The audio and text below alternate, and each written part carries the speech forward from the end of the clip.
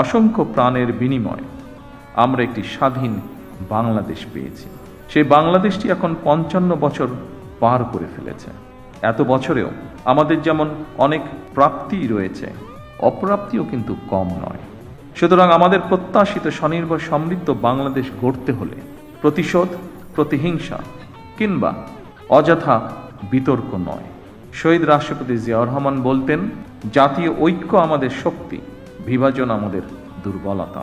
সেই কথা স্মরণ করেই বলতে চাই, আমাদের পথ মত ভিন্ন হতে পারে, আমাদের মধ্যে বিভিন্ন ইস্যুতে বিতর্ক বিরোধ থাকতে পারে, তবে আমাদের মধ্যেকার বিতর্ক বিরোধ যেন শত্রুতায় রূপ না নেয়।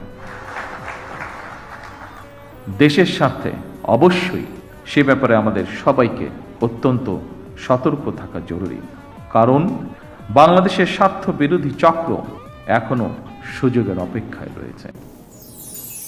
আপনারা দেখছেন ওপেন মিডিয়া সেল।